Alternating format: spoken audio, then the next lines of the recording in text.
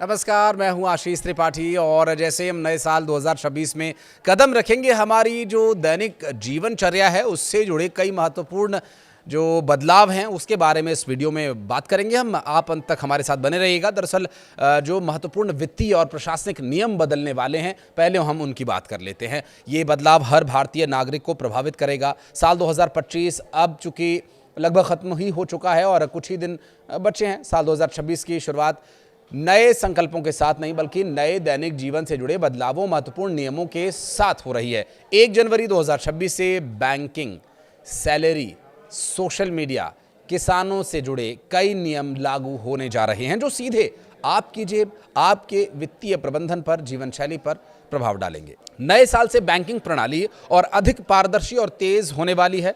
अब तक credit bureau जो 15 दिन में क्रेडिट स्कोर अपडेट करते थे, लेकिन अब 1 जनवरी से इसे हर हफ्ते अपडेट किया जाएगा और इससे लोन की पात्रता और आपके क्रेडिट इतिहास की जानकारी रियल टाइम में उपलब्ध होगी। एसबीआई, पीएनबी, एचडीएफसी जैसे बड़े बैंक्स ने लोन की दरों में कटौती के संकेत भी दिए और साथ ही फिक्स्ड डिपॉजिट की नई ब्याज दरें भी जनवरी से प्रभावी हो जाएंगी। बैंकिंग और सरकारी सेवाओं का लाभ उठाने के लिए पैन को आधार से जोड़ना अब अनिवार्य हो गया है। ऐसा न करने पर आपकी बैंकिंग सेवाएं बाधित हो सकती हैं।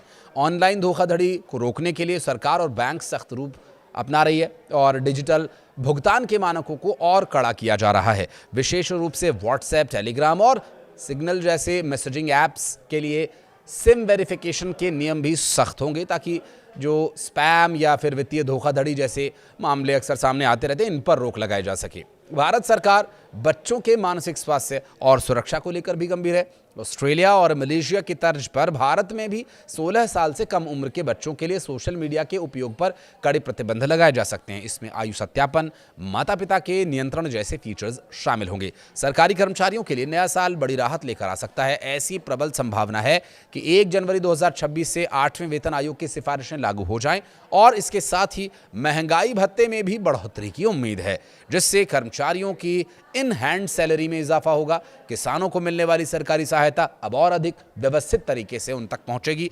उत्तर प्रदेश जैसे राज्यों में पीएम किसान योजना का लाभ जारी रखने के लिए किसानों को अपनी एक विशिष्ट पहचान यानी आइडेंटिटी यानी कोई ऐसा पहचान पत्र, जिसे हम आगे आपको बताएंगे, चाहे वो आधार हो, आपका वोटर आईडी कार्ड हो या फिर कोई और।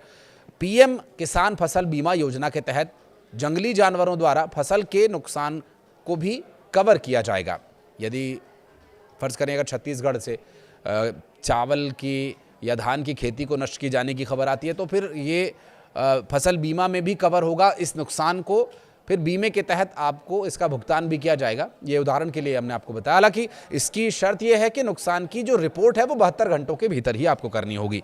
और प्रदूषण पर नियंत्रण पाने के लिए दिल्ली एनसीआर में वाणिज्यिक वाहनों पर सख्ती बढ़ सकती है। पुराने डीजल और पेट्रोल कमर्शियल वाहनों के प्रवेश पर नई पाबंदियां लगाई जा सकती हैं, जिसका सीधा असर लॉजिस्टिक्स और डिलीवरी सेवाओं पर पड़ सकता है।